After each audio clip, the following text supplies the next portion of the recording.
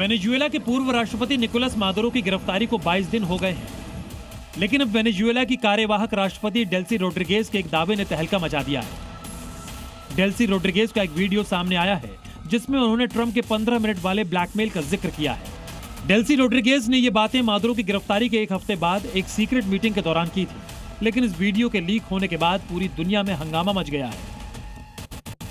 Rodriguez ने आगे दावा किया कि अमेरिकी सैनिकों ने उन्हें और शीर्ष नेताओं को खुली धमकी दी थी कि अगर 15 मिनट के भीतर प्रतिक्रिया नहीं दी गई तो उन्हें भी मार दिया जाएगा।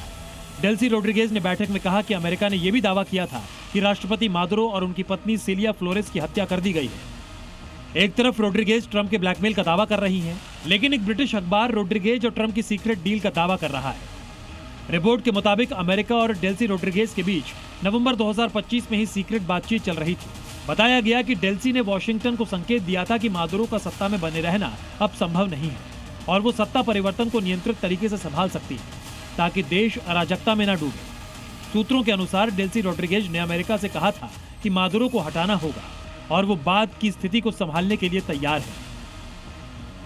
अमेरिकी राष्ट्रपति डोनाल्ड ट्रंप ने भी बाद में इस बैक चैनल बातचीत की पुष्टि के संकेत दिए। न्यूयॉर्क पोस्ट से बातचीत में ट्रंप ने कहा कि अमेरिका की डेल्सी रोड्रिगेज से कई बार बातचीत हुई है और वो स्थिति को अच्छी तरह से समझती है, लेकिन अब लीक वीडियो में 15 मिनट वाले ब्लैकमेल को लेकर जो दावा किया गया है उसने पूरे समीकरण को और पेचीदा बना दिया है।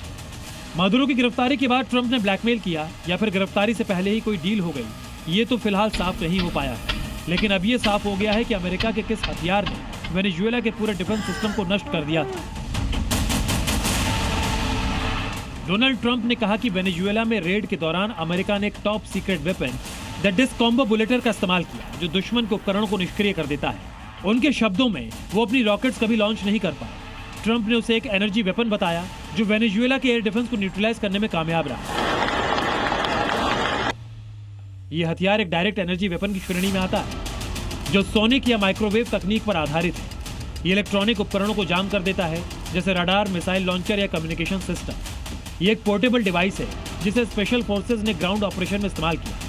रेड के दौरान इसे मादुरो के बंकर के पास एक्टिवेट किया गया जिससे एयर डिफेंस सिस्टम फेल हो गया। अंतर्राष्ट्रीय विशेषज्ञों का कहना है कि ऐसे हथियारों का इस्तेमाल बिना घातक गोलीबारी के दुश्मन को काबू करने में मदद करता है, लेकिन ये साइलेंट वॉरफेयर की नई दिशा है। ब्यूरो रिपोर्ट, जी मीडिया।